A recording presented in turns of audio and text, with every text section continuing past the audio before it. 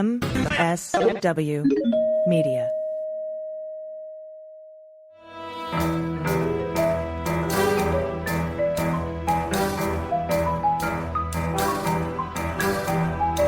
The rule of law is not just some lawyer's turn of phrase. It is the very foundation of our democracy. The essence of the rule of law is that like cases are treated alike. That there not be one rule for Democrats and another for Republicans, one rule for the powerful, another for the powerless, one rule for the rich and another for the poor, or different rules depending upon one's race or ethnicity. To serve as Attorney General at this critical time is a calling I am honored and eager to answer. So now it's clean up on aisle 45 time. And for a long while yet, it is going to be clean up on aisle 45. Hey, everybody. Welcome to episode 170 of Clean Up on Aisle 45. It's Wednesday, April 24th. I'm Allison Gill. And I'm Pete Strzok. We have a lot to cover today, including the first days of the Trump election interference trial, the Sandoval hearing, and the Gag Order hearing. Yes, and we have some updates on Republicans in Congress. That $50 million parked Trump loan found by the Trump Organization's fiscal monitor, Barbara Jones. You remember we had Ben Meiselas on the show to discuss that.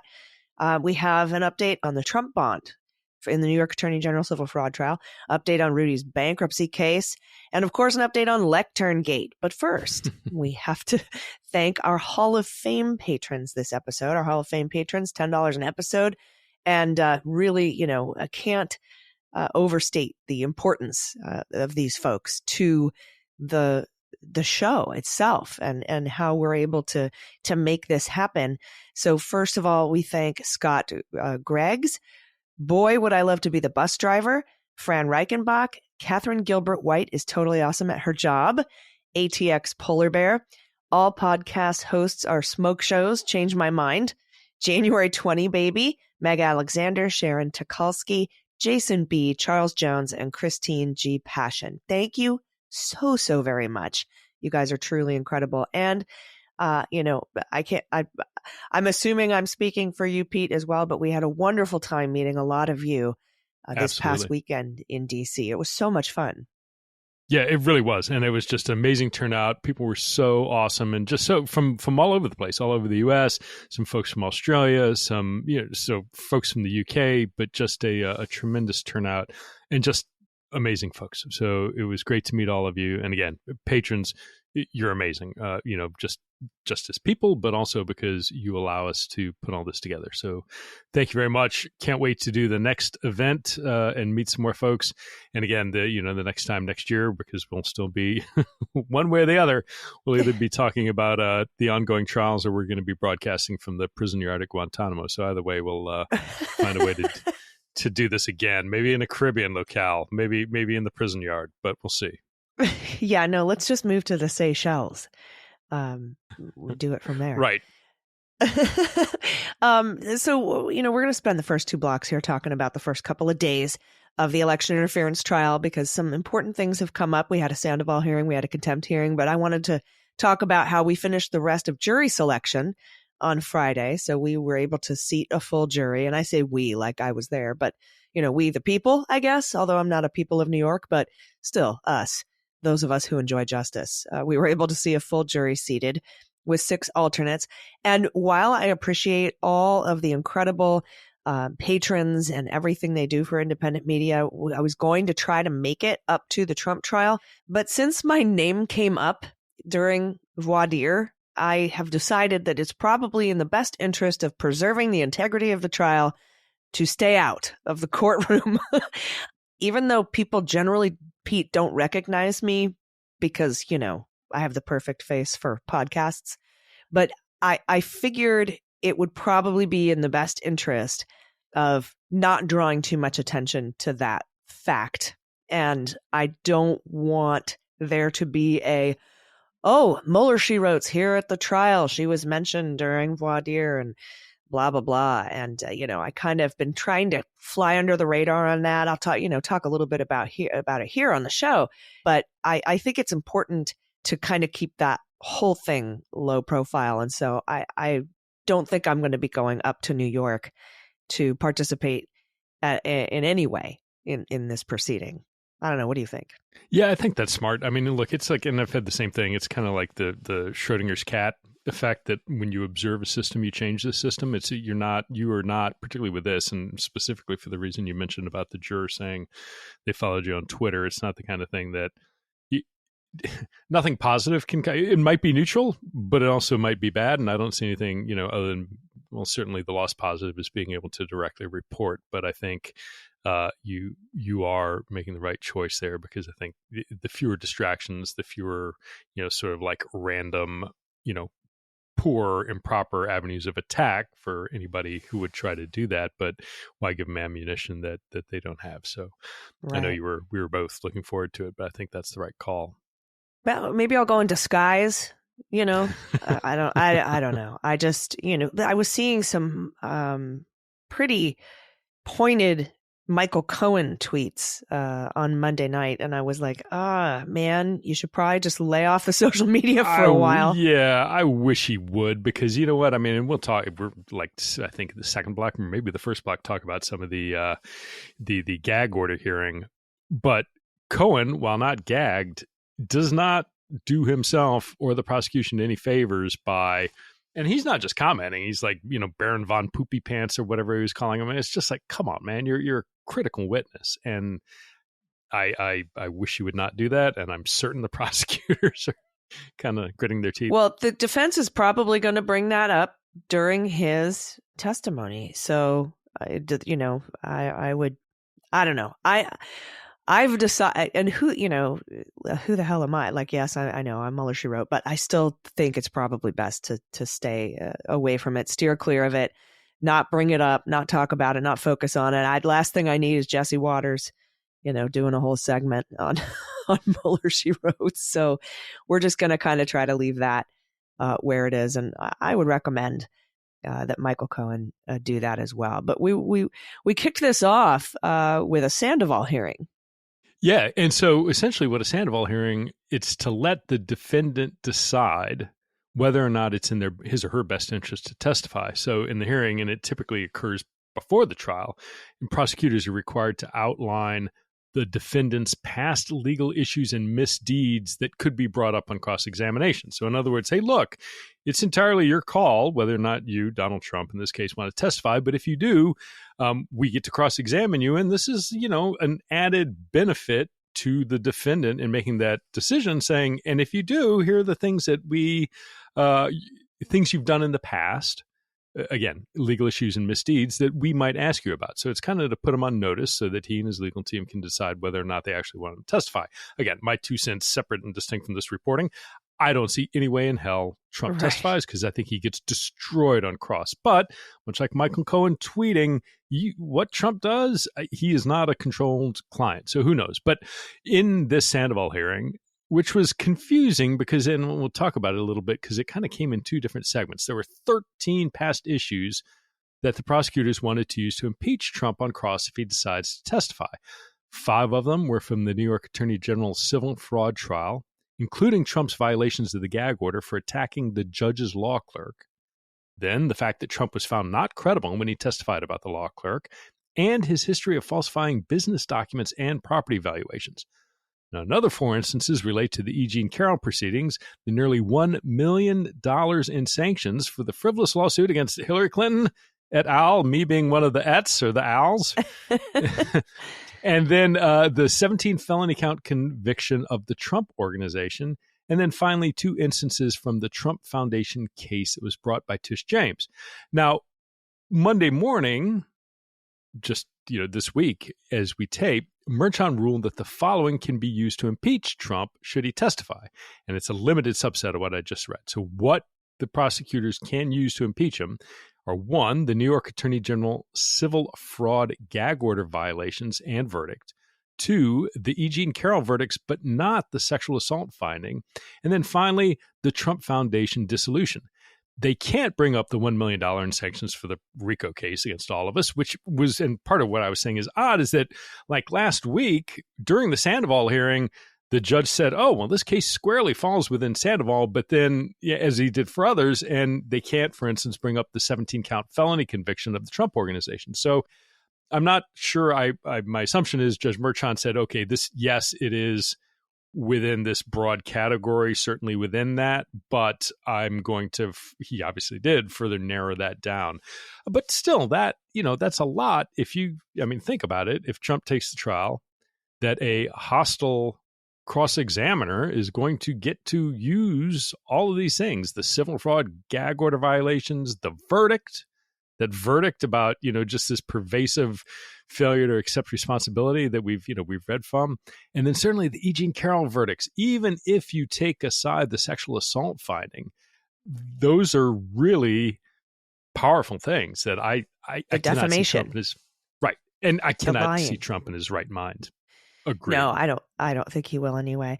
And it's also interesting that he explicitly disallowed the sexual assault finding in the E. Jean case, but did not specifically or explicitly disallow the RICO case against you and everybody else and their mom, and didn't specifically not include the 17-count criminal indictment against the Trump Organization. So perhaps if I am the prosecution, maybe I try to bring those up in the case that Donald Trump actually testifies and see if I get objections to that. But I haven't seen those explicitly ruled out, but they weren't mentioned as what was also allowed in. So who knows how that'll shake out. Again, like you said, I don't think he's going to be testifying anyway. I don't think it's going to be an issue because that's what the Sandoval hearing is for. Right. And there could be some weird limit too, like, saying, hey, you can't bring up the $1 million in sanctions for that RICO case, but you can bring in the judge's sort of descriptions of how it's an abuse of the legal system. So you can use the judge's judgments, but not the the actual awarding of, the $970,000, whatever it was. So maybe it's parsed out that way. But I agree with you. It's not entirely clear to me that this is like a final, and it's also not, as you said, clear to me that they wouldn't try and get it in and be, have an objection sustained or not. So we'll see. We'll see soon enough. And I don't think he's going to testify. No. So then we moved on to opening statements on Monday morning. And I thought that Katie Fang does this great thing on her Twitter account called Katie's Sidebar. And she kind of gave us a little bit of a lesson on litigation for prosecutors and specifically opening statements. And she said in a Twitter feed, first of all, there's a theme. And she says, I can't stress this enough. Themes are so important in opening statements because they give the jury something to relate to or connect with when listening to all the evidence. And it helps jurors follow your theory of the case. You introduce the jury to your theme in the opening statements. Frankly, it gets previewed in some subtle ways during jury selection too. And then you weave your theme into your case all the way along to closing arguments. Also, she talks about roadmaps. Openings are supposed to be a roadmap for the jury to get an idea of the anticipated evidence and witnesses. And Katie said she'd be listening carefully to hear what the evidence will show and who will be called to the stand and how it'll be presented. To be clear, she said, this doesn't mean that you'll hear the exact order of the witnesses, but you should hear some idea of who will be called. It's not exhaustive, but the bigger names should be identified. She says here, pro tip, it's crucial to remember that in a criminal case, the defense has no burden to present any evidence or any witnesses. The burden of proof beyond a reasonable doubt is on the prosecution and the prosecution only. The defense doesn't have to present any witnesses or evidence. She also mentions objections during opening statements. They're not supposed to be arguments, she reminds us. That's why they're called statements and not opening arguments. Argument before the jury is reserved for closing arguments. And Katie said she'll be looking to see how argumentative either side gets during their openings. We'll get an idea based on the number of objections. Pro tip, she says, sometimes objections are lodged simply for the purpose to disrupt or interrupt the flow of an opposing attorney. So keep in mind, not all objections are valid ones or for the right reasons. Yeah, I agree. I really appreciated that thread. It reminded me of what Twitter was before Elon got a hold of it. And people, you just kind of randomly see something and somebody with a particular area of expertise just like explaining something in a thread of tweets. And you're like, wow, that all makes sense now. And that's really well written. And those are good insights. So definitely agree. It's, worth reading and following her. But, with that in mind, let's talk a little bit specifically about the opening statements. Now, Colangelo, one of the assistant district attorneys, argued for the people in the opening, quote, "This case is about a criminal conspiracy. Trump orchestrated a criminal scheme to corrupt the 2016 presidential election. Then he covered up that criminal conspiracy by lying in his New York business records over and over and over again," unquote. So, to Katie's thread, that's exactly, there is the theory, right? Plain, simple, upfront, that is exactly what they are going to argue happened. They're going to lay out the proof. It's simple, it's straightforward, it's easy to understand, it's not technical, but he then kind of went through with that as like, here's the theory of the case. He methodically and chronologically laid out the scheme, starting with a meeting between Trump, David Pecker, and Michael Cohen to pay $130,000 to silence Stormy Daniels. Then he talked about Karen McDougal, a former Playboy playmate. Keith Davidson represented her, shopping her story of affairs with Donald Trump. She had an affair with the defendant for nearly a year. Now, Howard told Cohen he thought the allegations were true, and they all discussed it. Pecker agreed that AMI would pay $150,000 for the story. AMI added other terms, and including that McDougal would appear on the cover, but it was all at the end of the day hush money. Colangelo continued, "You're going to hear David Pecker testify about his conversations with Donald Trump about McDougal. But Trump, being Trump, didn't pay, and Pecker was frustrated. Cohen recorded a conversation with Donald Trump. You will hear it. Cohen spoke with Alan Weisselberg. You will hear the defendant say in his own voice that they should pay in cash. Instead, they paid a so-called advisory. They were, called them advisory services. Now, in contrast, then, Todd Blanch provided the opening statement for the defense. One, Donald Trump is innocent. President Trump, and then went on, he's earned that title. President Trump did not commit any crimes. You've seen President Trump for years. He's larger than life. But he's here doing what any of us would do, defending himself. We call him President Trump. He earned it. He was president. He's running for it right now. He's the nominee. Now, what's interesting is that during his opening statement, he introduced some argument which you're not allowed to do. He tried to get advice of counsel and defense in there that Trump only did what his lawyers told him to do, and there were multiple sustained objections. The prosecutors objecting and Judge Merchan sustaining that, which doesn't look good at all. And beyond not looking good in the eyes of the jury, and also if you're talking about something, you're laying out your theory and you keep getting interrupted and it starts and stops, it breaks up the flow of that opening statement. I was not impressed with the and the nice thing is too that New York the courts are kicking out transcripts every day of the session for free, so that's we can't hear it, which is unfortunate, but you can go and read the verbatim the day after, so that's great. But I was not, Allison, impressed with Trump's sort of opening statement because I thought it was disjointed. I thought they were kind of randomly throwing a lot of stuff out there. It didn't seem to cohere well together. And I was reading something too, like it appears they are sticking to the line that like there was no sex. Donald Trump didn't have sex with Stormy Daniels or Karen McDougal. It was all, just a friendship of some fans or something, which I find that's going to set up some interesting conflicting statements if they try and maintain that. But they also kind of admit to it because they were also, I shouldn't say arguing, but saying in their opening statements that there's nothing illegal about hush money or NDAs, non-disclosure agreements. But that's not entirely the case. And I think that what Colangelo put on for the people was much clearer because, as Katie had mentioned and you mentioned, the theme here is that right there in his first sentence, there's a criminal conspiracy. Trump orchestrated a criminal scheme to corrupt the election. Then he covered up that criminal conspiracy by lying in his business records over and over and over again. And so the theme here is very clear. When you have falsification of business records, felonies, you have to have an underlying predicate crime, right? Sort of like down in Fulton County where we have RICO charges, racketeering charges. You have to have these underlying overt acts, right? And in this particular case, there were 3 laws, felonies, that they don't even have to be felonies. They just have to be a crime that the DA is relying on to elevate these falsification of business record misdemeanors to felonies. And the one that they're going to focus on is a New York law that says it's illegal to conspire to, influence an election. That's illegal in New York.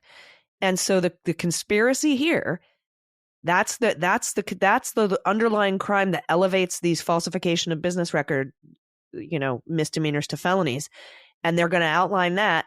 And that conspiracy was covered up by that falsification of business records. And so he said it in such a clear and concise way. And, here you have Trump's side just saying he's innocent. It's not illegal to to pay hush money.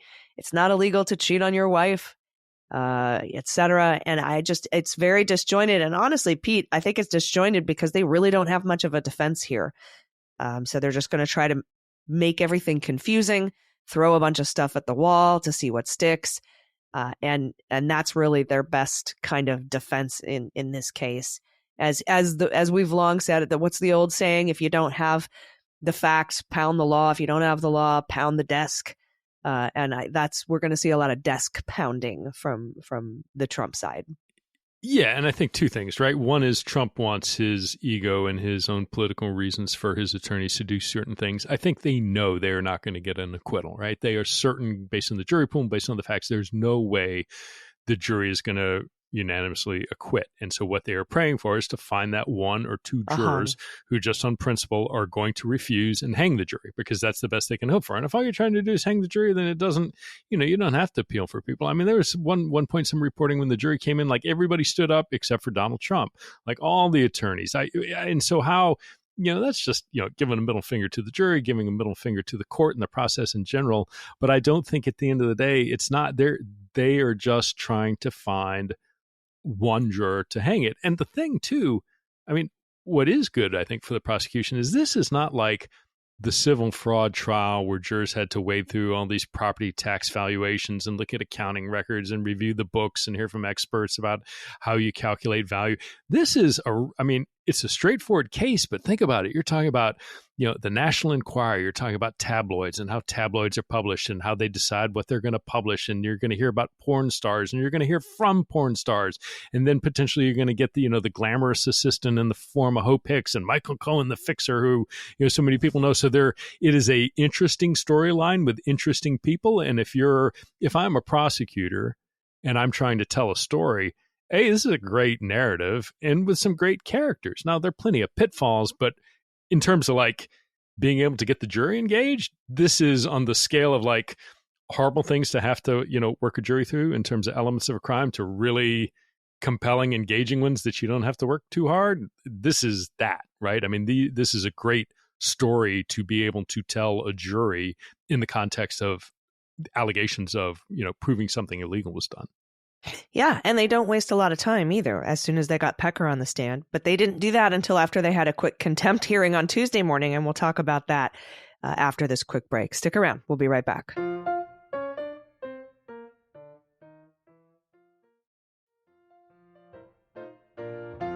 Hey, welcome back. We have more Hall of Fame patrons to thank. Christine Tackner, Chris Simpson, Ren Special K. Kadu, Patty B., Suzanne Ashworth, A Dinosaur in Dental School, Pinky, Maris Lawson, Greg Kreimer, BackdropBooks.com, and Star Lanus. Again, thank all of you. You are superstars. You are the just absolute amazing supporters of the program, and just tremendously honored by your support and for your continued patronage. So thank each and every one of you so much. And with that, let's move on to day 2. So day 2 of the trial began with a contempt hearing about potential violations of the gag order. Now here's what District Attorney Alvin Bragg argued in his brief about the violations. Quote, defendant's social media posts are indisputably about known witnesses in this criminal proceeding. He explicitly names both Michael Cohen and Stormy Daniels. Defendant's social media posts concern Cohen's and Daniels' participation in this criminal proceeding. Timing alone supports such a conclusion. It is no coincidence that defendant has ramped up his attacks on these two individuals just as his criminal trial is about to begin. The sheer proximity of defendant's statements to these witnesses' forthcoming testimony establishes that his attacks are directed at their involvement in this trial. Context further reinforces this connection. Defendant's April 10 posts about Cohen and Daniels were made shortly after he published a lengthy screed calling this trial, quote, communism at its worst and election interference at its best, unquote, describing this court as, quote, a, all caps, highly conflicted and corrupt judge whose hatred for me has no bounds, unquote, labeling the district attorney a quote-unquote Soros prosecutor, and insulting the court and district attorney as quote-unquote animals who, quote, want to put the former president of the United States, all in caps, in jail for doing absolutely nothing wrong, unquote. Defendant's April 13 post about Cohen was similarly made in the middle of 5 successive posts all about this criminal trial, several of which specifically criticized this court and the district attorney. Defendant's statements about these two witnesses were thus of a piece with his broader invective about this criminal trial, making unmistakably clear that his attacks concerned the witnesses' involvement in this proceeding. Finally, the content of defendant's social media posts all relate to matters that are directly connected to Cohen's and Daniels' participation in this criminal trial. For example, defendant's April 13 post asks whether, quote, Michael Cohen has been prosecuted for lying, unquote, and his April 10 post vilifies Cohen as well as Daniels as quote-unquote sleazebags who engage in, quote, lies and misrepresentations, unquote. That claim parallels defendant's efforts in this trial to preclude Cohen's testimony because of his purported lack of credibility. Indeed, defense counsel has told the court and the people in multiple filings that he intends to confront Cohen on cross-examination with past incidents of untruthfulness. Defendant's extrajudicial statements are thus a direct attack on Cohen's credibility in this trial that parallel the overt defense strategy here. The same is true of defendant's statements about Daniels. Defendant's April 10 social media post reproduces a statement by Daniels from 2018 that directly concerns events relevant to the criminal charges here, including an explicit reference to quote-unquote hush money. There's little doubt that defense counsel will seek to use this very statement to attempt to impeach Daniels' credibility at the forthcoming trial. Defendant's extrajudicial preview of that defense tactic thus constitutes a statement about a witness concerning her participation in this criminal trial. Yeah, and it's interesting because Trump's argument here is that these posts specifically were political in nature. So I thought it was really important for the DA to show the chronology of all the other posts about the trial, and you get one of these posts smack dab in the middle of a bunch of posts about the trial, and to try to say that that post wasn't about the trial and it was just political in nature and he was defending himself, first of all, indicates that Trump knows exactly what the gag order says. Okay. And that he is doing everything he can to walk right up to the line if not just completely flout it. So the contempt hearing began. There were about 10 violations, right? Plus 2 additional things that he said on a conservative talk show and then outside the courtroom the day after the first day of trial. And Conroy was arguing for the prosecution. And he talked about that alleged 11th violation and said, for the record, yesterday, here in this building, right outside those doors, the defendant violated the order on camera. He did it right here in the hallway outside. He says Trump did this willfully and flagrantly, all of the posts, and that the court should now hold him in contempt for each of the 10 posts. Trump, by the way, was falling asleep again at this point. And it's important to note here, somebody had brought up on Twitter from Lawfare that the reason that the fine is just $1,000 per violation, that's actually the statutory max for a gag order violation in New York if you're not going to go for prison or jail, which is 30 days. So that's why it's $1,000 per, not because we're going to start with a low number and go up later. Obviously, they're not going to start with jail first. And the DA says they're not asking for jail. They're asking for $1,000 per violation. That's the max. So I just wanted to kind of make that clear to everybody. Now, Conroy worked his way through the posts fairly quickly and tied them in context to the other posts talking about the trial. And the judge asked him to connect the posts to specific stipulations in the gag order. And Conroy said, by calling them sleazebags, for example, by going after their credibility, that's part of the plan for this trial. It's the defendant conditioning his followers. And he reads, actually Conroy reads what the gag order says and says, these are clearly violations and here's why. And then Conroy brought up what Jesse Waters did during jury selection last week on Thursday night and said that actually resulted in juror 2 quitting the jury. And the Waters example is a hybrid of something someone else said, quote, they're catching undercover liberal activists lying to the judge, unquote, with something that Trump added, quote, in order to get on the Trump jury. And that's an important point made by the prosecution, Pete, because they're saying that Trump wasn't just directly quoting Jesse Waters. He was adding his own spin to what Waters said, making it non-passive violation of the gag order. But Trump is trying to argue his posts are political speech, therefore not violations of the gag order. Like I said, and all the posts here were made in relation to the criminal proceeding, because that's what Conroy argued. He said, we know that from the words, it's just very clear they relate to this case. Just because you put the word MAGA in a post doesn't make it just political. It may make it more ominous, he said. And Trump was knowingly and willfully breaching the crystal clear, unequivocal line set by this court in the April 1st order to protect the integrity of this proceeding. Conroy went on to say they're not yet seeking sanctions of jail time, only fines, ordered removal of the posts, meaning please tell him to take these posts down, and for the court to issue another warning and admonishing Trump that this won't be tolerated and that incarceration is an option should it be necessary. Then when Todd Blanch got up, again, Todd Blanch argued that the posts were political speech and Trump was merely defending himself. They began going through the 10 posts one at a time and took an exceptionally long time on the first one, and Judge Merchan became notably irritated with Blanch. Blanch argued the witnesses themselves can constantly comment on whatever they want, and Trump, in theory, cannot respond. He also argued that the mention of the pardon in Michael Cohen's post is what makes it political in nature. Judge Merchan asked if Blanch had spoken to Michael Avenatti, and then he said no, and then the judge said, well, then how can you infer what he meant? And this was a pretty astounding part, Pete. Blanch brought up 2 posts that could be potential violations, but were not brought up by the prosecution, and said that because the prosecution didn't bring these 2 potential violations up, the whole gag order should be waived. That was his argument. And the judge is like, that's silly. That doesn't negate the validity of the gag order. And then they talk about the difference between posting and reposting, right? Because Trump argues that if I retweet or retruth something, that's not a violation of the gag order, as opposed to if I personally made the post myself. And the judge said, so it's your client's position that when he was reposting these things, he was not violating the gag order? Are you testifying under oath that that's your client's position? That's what the judge said to Blanch.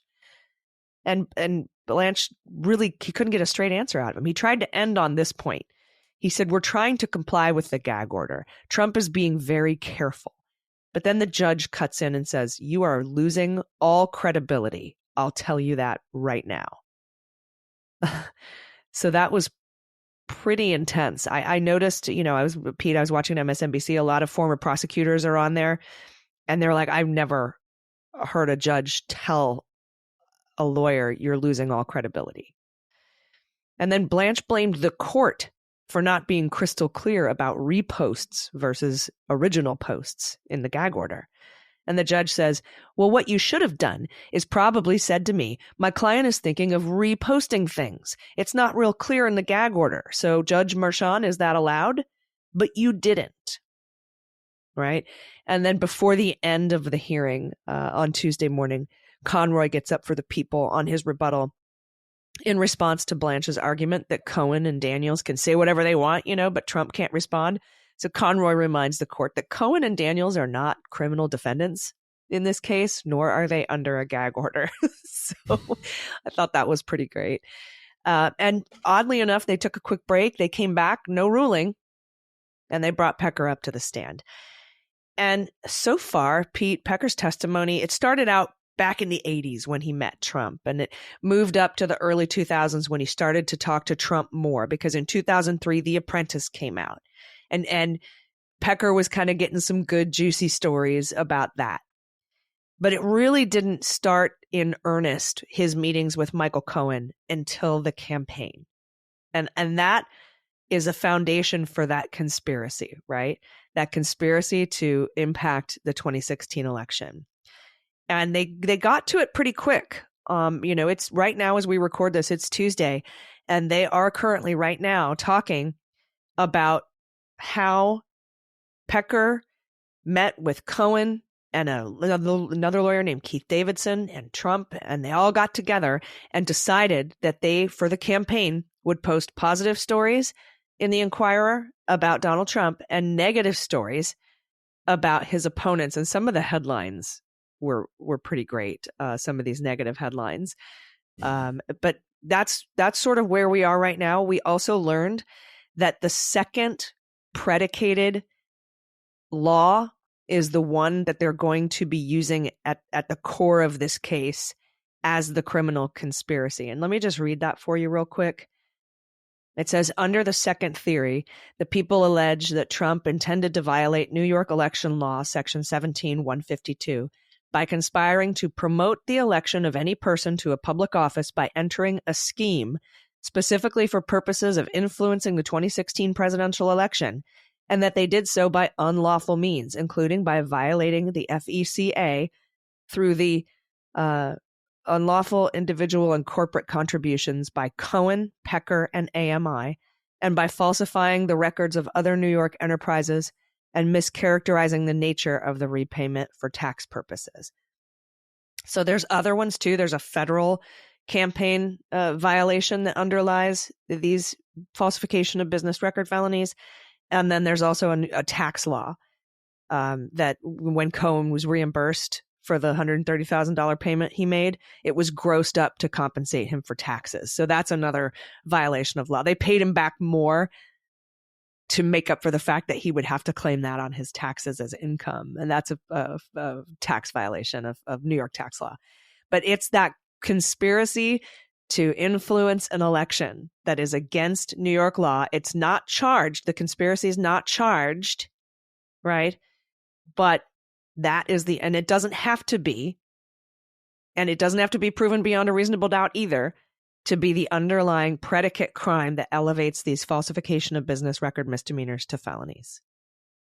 Yeah, I mean, a bunch of things that were notable, and I'm with all those folks who kind of ears perked up when Merchant said, "You're losing all credibility." I'll tell you right now, like, I have never heard in a courtroom a judge tell attorneys that they're losing credibility. And these are not like, look, this is not Alina Habba. Like, that Blanch is a serious attorney, and that you can tell Emil Bove is a serious attorney. You can tell where Trump really cares because he gets real attorneys in there. And so for any real attorney, meaning somebody who, has a good professional reputation, who wants to maintain a good professional sort of view in the eyes of the bar and otherwise, to have a judge saying that is really problematic. And I'd be at a high level, if Merchant does not sanction Trump for some of these, I would be surprised. And the problem is going to be, I don't think it's going to stop Trump. $1,000, no, times 4 or 5 or 3 or whatever it is. Trump doesn't care about that. So then the question is, if Trump pays his $7,000 and continues, and he won't be able to constrain his childish temper when Cohen, at a minimum, is on the stand. I would be shocked if we didn't see more. What do you do then? You can't wave your finger really sternly and find him another $1,000. I'm very curious to see when he continues to violate the gag order after having been sanctioned, however much money I think he's going to get sanctioned. Do they up it to asking for confinement? Well, that would be the next step, because it's still $1,000 no matter what. And that being the statutory maximum, Pete, the way that Trump probably sees this is, it only cost me $1,000 to discredit witnesses It only cost me $1,000 a pop. Let's keep doing it.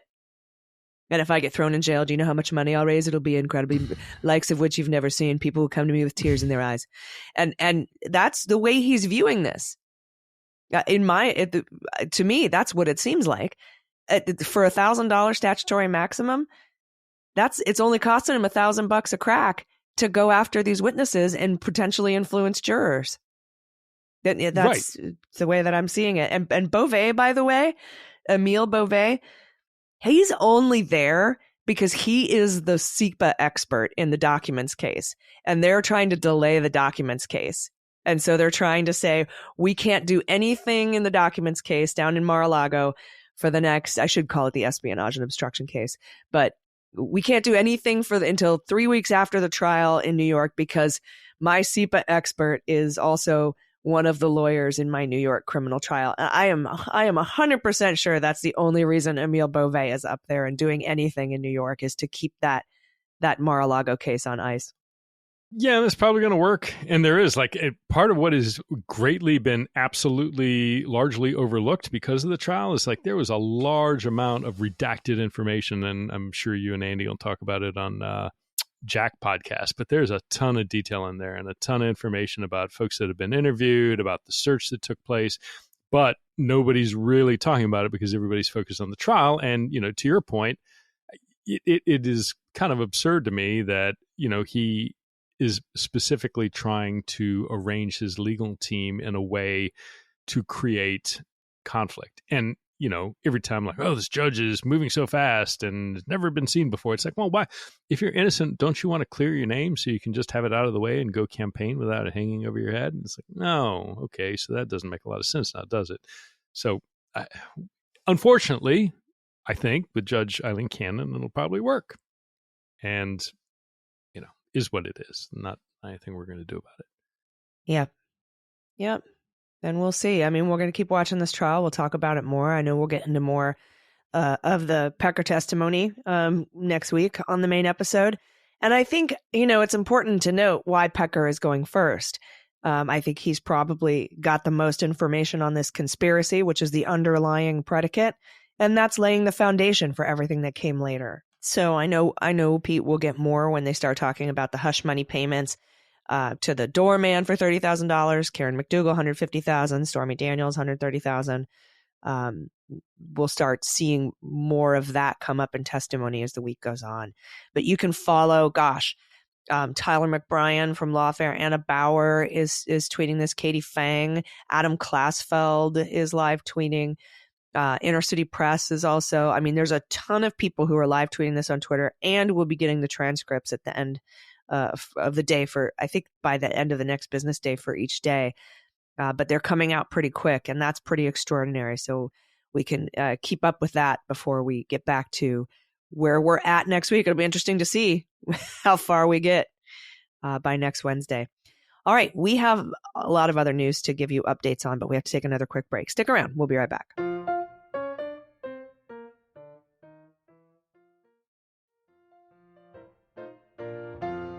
Hey, everybody. Welcome back. Okay, our next batch of super awesome Hall of Fame patrons to thank. Pete Strzok's Ball Tanning Salon, David Chandler, Mitchell, Deborah Kirby, Roberta Reed, Karen Sherman, Tiffany Trump was adopted, Maria Tovar, Cindy McNary. Please don't read this on the pod. We don't need a call out. Thanks for what you do. And Jeffrey Kincher. And before we get into some Matt Gaetz ethics problems, I just wanted to share with you some of these headlines that we were talking about that were brought into evidence when David Pecker was on the stand. Some of the positive Trump headlines: Donald Trump, the man, the legend. Donald Trump gets the Duke's blessing. JFK's secret son endorses Donald Trump. Donald dominates. Obama's half-brother cheering on Donald at debate. Cruising to victory. Ted Cruz endorses Donald Trump. And then some of the negative headlines about his opponents. Bungling surgeon Ben Carson left sponge in patient's brain. Ted Cruz shamed Ted Cruz shamed by porn star, which is kind of funny. Ted Cruz sex scandal, 5 secret mistresses. Donald Trump blasts Ted Cruz's dad for a photo with a JFK assassin. Family man Marco Rubio's love child stunner. Senator Marco Rubio's cocaine connection, shady lady who could ruin Marco Rubio. Like, these are the headlines that we're talking about. And there was one that I really liked about Ted Cruz. Let me see if I could find it.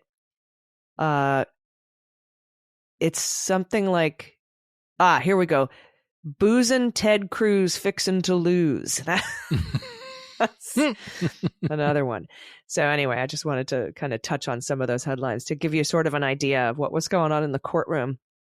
All right, let's go to Congress. Let's talk about what happened in the Republican Congress over the past week. First of all, the Matt Gaetz ethics probe is continuing. From Daily Beast, House Ethics Committee investigators are making inquiries to find out whether Matt Gaetz took illicit drugs at parties in Florida after he'd become a member of Congress. Sources familiar with the committee's work told ABC that the panel has obtained a sworn written statement from a woman who claims to have been at a party in the summer of 2017 in Florida that Gaetz attended, alleging the party featured drugs including MDMA and cocaine. So that's, again, going back to all of the discussions we had when he was under federal criminal investigation. There were no charges brought, but now the House Ethics Committee is getting these sworn affidavits. So a lot of retelling of some stuff that we already knew. Also, good news, the House finally reauthorized FISA, Section 702, and then so did the Senate. So that's all taken care of. Really embarrassing. Both of the Mayorkas impeachment articles were dismissed by the Senate, and the trial for the impeachment of the Senate trial for the impeachment of Mayorkas has been adjourned. And I love that somebody posted, you remember how they showed them ceremoniously walking the articles of impeachment from the House over to the Senate side? Somebody played it in reverse with yakety sax in the background. And I thought that was pretty great. But that was already going nowhere. Many Republicans in the Senate were like, this is stupid. So that went down. And then we did get foreign aid passed in the House. And Johnson took a lot of heat for that. We talked about this a little bit on the Daily Beans. It seems that he got a briefing from a CIA director that maybe changed his mind a little bit. I think what changed his mind is that his son just got accepted to the Naval Academy. And when it kind of directly faces you that if Putin gets what he wants from Ukraine and marches a foot into NATO territory and Article 5 is triggered, and then your son, who is maybe just graduating from the Naval Academy, has to go over into a war, then maybe you start second guessing your bullshit, Trump theories about Ukraine. That's just my personal opinion as to why he may have changed his mind a little bit. Kind of like when one of the Republican senators, her daughter was sexually assaulted in the military, and that's when she started to co-sponsor Kirsten Gillibrand's bills about reforming the way that military sexual assault is handled in the military. It's when it happens to you, right? It's not about other people, but when it happens to you. But the foreign aid was passed. It's in the Senate right now. It should be passed and signed. But there were some interesting amendments filed, and mostly by Marjorie Taylor Greene. And then in response, we had Jared Moskowitz with some amendments. The Marjorie Taylor Greene amendments, there were two notable ones. First was to fund space laser technology at the border. Okay, space laser technology. And one was to force anyone who votes for Ukraine aid in Congress to be conscripted to the Ukrainian military. But then Moskowitz submitted an amendment. And his amendment was to designate Marjorie Taylor Greene as Putin's special envoy to the United States Congress. And at first I thought he's kidding. He sent me that tweet. And I said, okay, is this for real? And yes, he confirmed. And then shortly after that, we got the language of the amendment. Obviously, these didn't pass, but I thought that was noteworthy. Yeah, it is. I mean, she is horrendous. There was some really odd, like the wording in particular, when you look at it, the one of the amendments, and it reads that no funding shall be made available to Ukraine unless restrictions on ethnic minorities, including Hungarians in Transcarpathia, right to use their native languages in schools are lifted. Marjorie Taylor Greene could not tell you whether transcarpathia is a person, place, or thing. She could not spell it. I mean, she confuses petri dish with petri dishes. She confuses the Gestapo with gazpacho.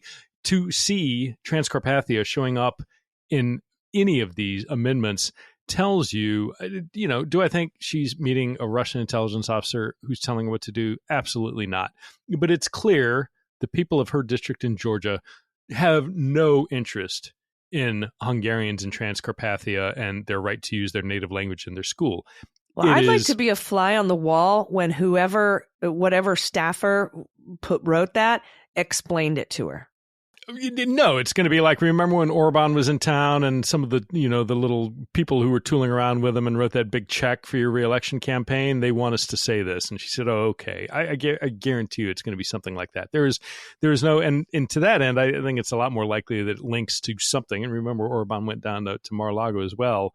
Yeah. That strikes me as something odd coming there. But, the rest of these jokers, Mike Johnson, that's a great question. I don't know I can see his son going to the Naval Academy having some impact, but that's still so far off.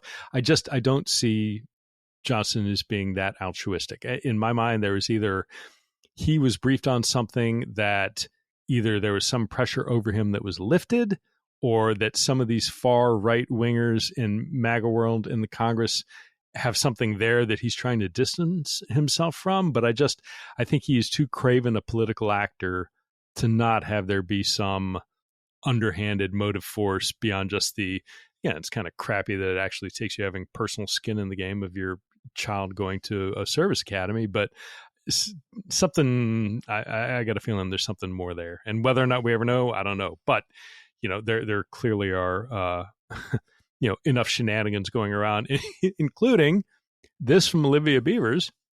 House Freedom Caucus members are signing up to take shifts to guard the House floor in order to prevent resolutions they'd consider unsavory from slipping through that could curb their power, according to 2 Republican sources. I swear to God to you, Allison, I am not making this up.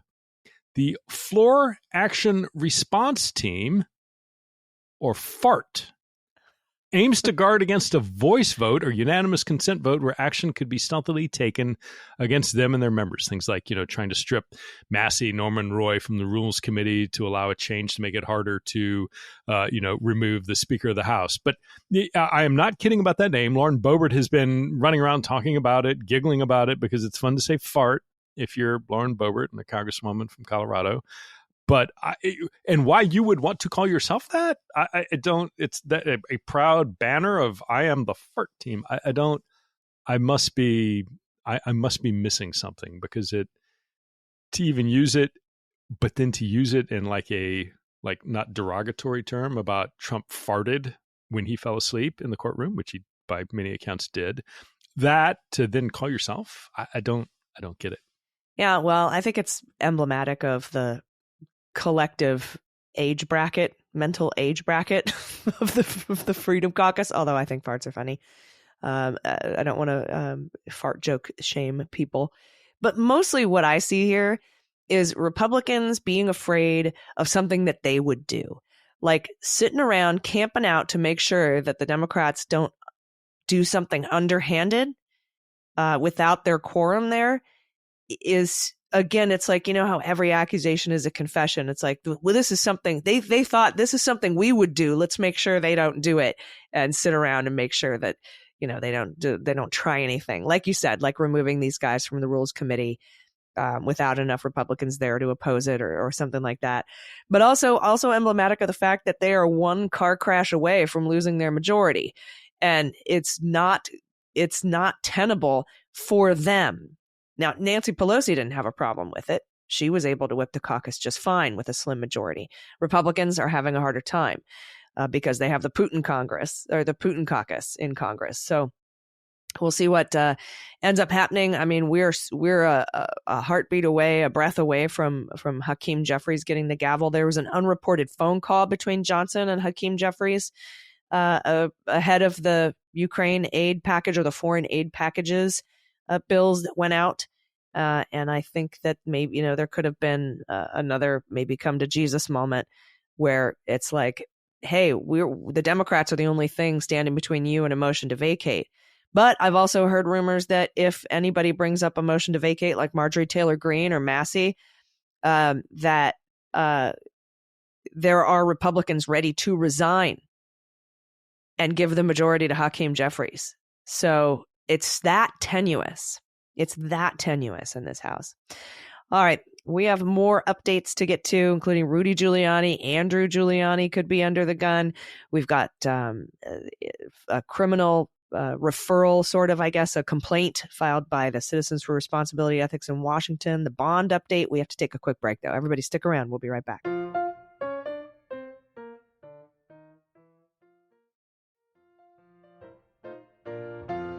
Welcome back. Thanks to our last group of Hall of Fame patrons: Lisa Rollison, Lance Buckley, Mr. Halfspeed, at Dirt Road Dems, Kirkland J. Bateman. Devil went down to Georgia. He was looking for an election to steal. He was in a bind. He was way behind by 11,780 votes. Clover's Tree 73. Is it Friday yet? Nathan Dorn, Dr. David, and David in Brooklyn.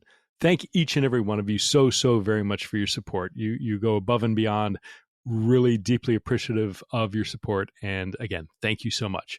Now, Allison, you mentioned earlier that when we had Ben Mazalis on the show to discuss a $50 million parked loan found by the court-appointed Trump Organization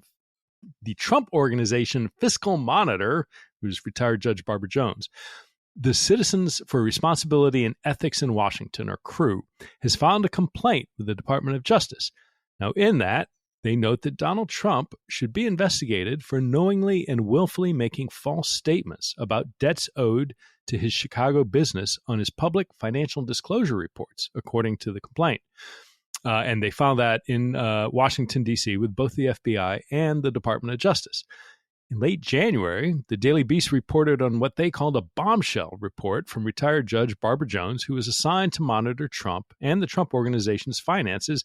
And she was put there, remember, by Judge Arthur Engoron during the financial fraud trial that ended with the $355 million fine. At that time, Jones wrote that she was baffled by information being handed over to her, telling the court, quote, "In recent discussions with the Trump Organization, it indicated that it has determined that this loan never existed, and thus that it would be removed from any upcoming forms submitted to the Office of Government Ethics, or OGE, and would also be removed from subsequent versions of corporate financial statements."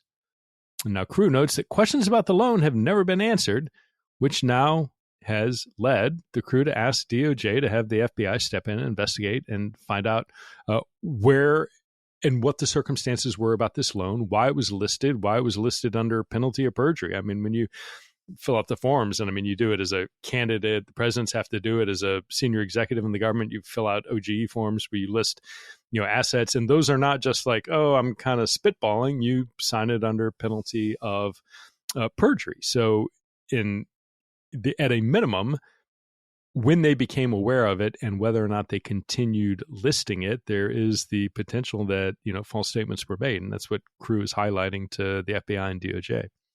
Yeah, I'm surprised they also didn't give this over to the IRS or the Treasury to be like, you should check to see if this was a tax avoidance scheme.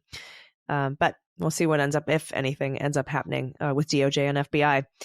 All right, let's go down to what's going on with Rudy Giuliani's bankruptcy filing. And this seems to it's dragging his son, Andrew Giuliani, into the problem. So Rudy Giuliani's creditors expanded their probe into his finances, filing more than a dozen subpoenas in his bankruptcy case last Friday. The formal requests filed Friday in the U.S. Bankruptcy Court for the Southern District of New York were made by Giuliani's official committee of unsecured creditors. And they are the ones seeking to uncover any hidden assets they believe should be distributed to them. So the official committee of unsecured creditors is everybody Giuliani owes money to. Okay. So they said, we're seeking to uncover hidden assets. The committee served subpoenas to Giuliani's son, Andrew, president of his third-party litigation defense fund, Maria Ryan, who co-hosts a podcast with Giuliani, and Giuliani's former assistant, The committee also filed document requests for corporate entities affiliated with Rudy and to Giuliani himself. The former assistant, by the way, that's Noelle Dunphy. And she's a member of the creditors committee. And she says she has access to about 23,000 of Giuliani's personal emails. She's the one suing him for millions of dollars for sexual abuse and assault and harassment.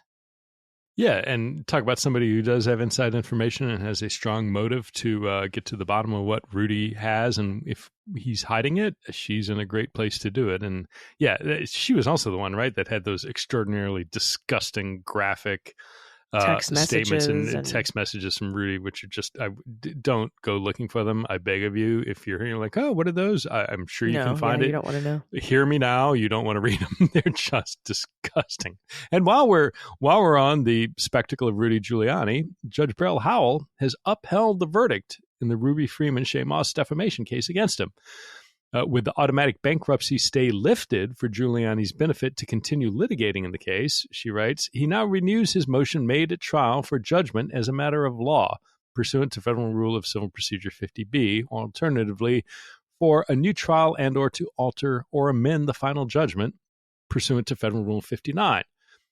She continues, Giuliani urges this court to reverse prior findings and rulings and override the jury's considered verdict based on 5 cursory arguments made in a brief 8 pages. You can tell already that by the cursory descriptor and the brief descriptor, this is probably not going to go well for Rudy. So she starts, 1, these are Rudy's arguments that he's asking, that plaintiffs have failed to state a claim, quote, incorporating by reference his arguments in his motion to dismiss case and re-arguing them as to the statements specifically identified in the complaint. 2, that the unpleaded conduct on which plaintiffs were permitted to prove damages, quote, suffers from the same defects as the pleaded conduct, unquote, and, quote, fails to adequately plead the claims for relief and or were improperly presented to the jury despite being outside the pleadings, unquote.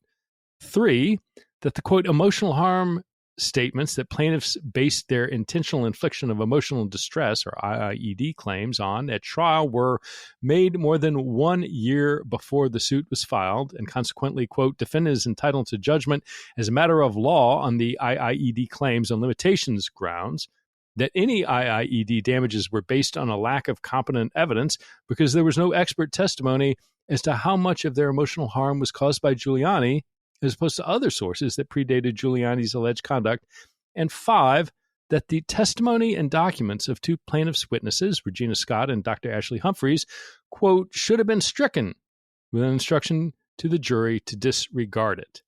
Now, Judge Howell then goes to judgment. These arguments are foreclosed by the law of the case doctrine based on this court's default judgment decision imposing liability on Giuliani for plaintiffs' claims as a discovery sanction. And Giuliani provides no basis to exempt him from application of that doctrine here, and otherwise fails on the merits. Giuliani's renewed motion urging this court to reverse its prior findings and rulings and to override the jury's considered verdict on the basis of 5 threadbare arguments falls well short of persuading that, quote, the evidence and all reasonable inferences that can be drawn therefrom are so one-sided that reasonable men and women could not have reached a verdict in plaintiff's favor, unquote. The jury's verdict awarding plaintiffs compensatory and punitive damages for defamation and intentional infliction of emotional distress caused by Giuliani and his co-conspirators, as reflected in the final judgment, in the amount of $145,969,000 plus post-judgment interest, stands. So there you go. Bam. Sorry, Rudy. Yep. And we do have an update in that $175 million bond. You'll remember in the New York Attorney General civil fraud disgorgement verdict that Trump owes $464 million. He went out to about 30 different reputable insurance companies, and his lawyer said nobody will back that. And so the appeals court lowered it to $175 million. And then he got Mr. Hankey and Knight Specialty Insurance Company to back the bond. They filed the bond. The court rejected it because it didn't include any financial statements. They refiled it with financial statements. And then New York Attorney General Tish James objected to it because they only have $138 million. in asset to liability on hand, like cash on hand to cover the bond, and the bond is more than that. And so then they said, well, we're going to cover it with one of Trump's Schwab accounts. But the problem with that was that Trump's Schwab account was, first of all, it's a Schwab account, so it can go up and down. Like it can lose value or gain value, but it can lose value. And it's still owned and operated by the Trump Revocable Trust, not Knight Specialty Insurance Company. And so Trump could just sell it all or convert it into bonds instead of cash or something, but also it could lose value. But they said, no, Trump has promised that if it loses value, he'll true it up with additional assets like property, which isn't really liquid cash. But anyway, there were so many problems with this. The parent company is in the Cayman Islands, and there's the concept of ghost insurance where they transfer a lot of their liabilities out to their parent company and keep their assets on the books, so it looks like they have a lot more assets than liabilities. It's also a tax haven, as we know, commonly used to avoid paying taxes. But their parent company was reinsuring them.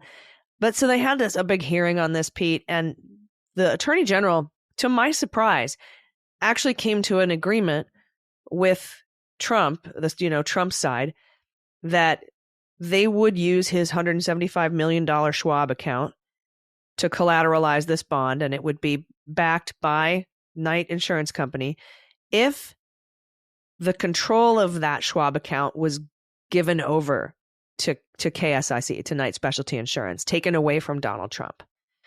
And so they agreed to that, stipulated to that. I haven't seen the final order. I'm assuming it'll come out at some point. But New York attorneys said, we're amenable to that. As long as Knight Insurance has control over that, and they'll give it right over to us. And the other stipulation is that Trump can't turn it into something besides cash. You know what I mean? Like he can't sell it or turn it into mutual funds or anything like that. So it has to remain immediately available liquid cash, and that Knight Insurance Company has total control of it, not Trump. Yeah, and which leads me to the question, like, well, why didn't just Trump then provide that money himself directly? What is the value add to having Knight do this? I mean, if they're not taking on, if the entire amount is represented in that account, and Knight is not making up some difference, and maybe they are, again, we're waiting to see what the details are. Why does Knight need to be involved at all? So, and I would hope as well that whatever it is not in some, all in Truth Social stock, that they have it in some guaranteed income, like baseline 3 or 4% that, not much, but you're not going to lose value. But we'll take a look when that gets published and let you know about it. And speaking of financial shenanigans, Allison, we have a Lecturngate update. Now, you may remember that down in Arkansas, that Governor Sarah Huckabee Sanders spent $19,000 on a lectern, including some really shady, consulting fees that were paid to obtain the lectern, which might have included people who were social acquaintances of hers who might have been involved in junket trip to Paris. And it was so bad and smelled so bad that the state said, you know what, we need to audit this. And as it turns out, Arkansas state auditors have now completed an exhaustive, and Allison, I went through it. It is exhaustive. It is, oh my God, this is more, my eyes glazed over because I don't need that much information about a $19,000 lectern. Nevertheless, it is quite exhaustive and extensive investigation into the purchase of that lectern by Sanders. And they referred the findings of their investigation to a prosecutor's office that oversees Little Rock to determine whether or not criminal charges should be filed. Now, doesn't necessarily say, we're recommending this person, that person. I was a little bit disappointed that although it is exhaustive and extensive, they don't really, there's no like executive summary up front that has high level like findings and recommendations. It's not like reading a DOJ IG or DHS IG report. It's very obtuse and hard and kind of hard to like figure out, okay, what exactly are you saying? But it seems to me they gathered a bunch of information and they punted it over to the prosecutor's office to let them make the call. I'm not holding my breath. but it is, part of that $19,000. I mean, literally they spent thousands of dollars as a consulting fee to find the lectern, which strikes me as absurd. I mean, give an intern in your office 20 minutes and a office supply directory and the internet to go find a lectern. It's not, even if you need a custom lectern, not a hard job, but apparently there's good money to be made as a consultant down in Arkansas. Yeah, and the fact that the Republican Attorney General of Arkansas has now said that these rules don't really apply to the governor's office. Right. He said that the day before the audit report came out. I'm with you. I don't think there will be criminal charges here from the Little Rock prosecutor. But we'll keep an eye on it for you. And we appreciate you all listening today. We're still kind of keeping one eye on this trial. And we'll be reporting more on David Pecker's testimony on the next public episode. We'll see what we talk about on the bonus episode for patrons this weekend. Thank you again. If you're a patron at the $2 level, you get twice as many episodes. So thank you very much for being patrons. Thanks to our Hall of Famers this week. Really, truly couldn't do this without you. Amazing. Your support is so amazing to us. And I'm blown away by it every single day. So thank you. Thank you. Do you have any final thoughts before we get out of here today? No, going to go back and listen to the trial. Thank you. It was amazing to meet so many of you this past weekend and look forward to doing it again. I wish there was a way to get everybody together all at once, and it's just a size. We're going to have to find a big venue so that we can take all comers. But amazing folks, all of you. And I'm blown away by the kindness of people, how smart people are every single week, the comments that we get on the Patreon site, and people's background knowledge is astounding. So you're an amazing group of folks. And patrons, can't thank you enough. So I'm going to go see what David Pecker has to say, although we may be right. We have a short testimony date today, Tuesday, as we tape. So we'll see what's going on. Yep. He's they're putting up all sorts of exhibits of wire transfers. They're getting into the meat of it now. We'll talk about it next week. Thank you all so much. We'll see you then. I've been Allison Gill. And I'm Pete Strzok. Cleanup on Aisle 45 is written, researched, and produced by Allison Gill, with editing by Molly Hockey. Our art and logo design are by Joelle Reeder and Moxie Design Studios, and our music is composed and performed by Adam Orr. Cleanup on Aisle 45 is a proud member of the MSW Media Network, a collection of creator-owned podcasts dedicated to news, politics, and justice. For more information, visit mswmedia.com.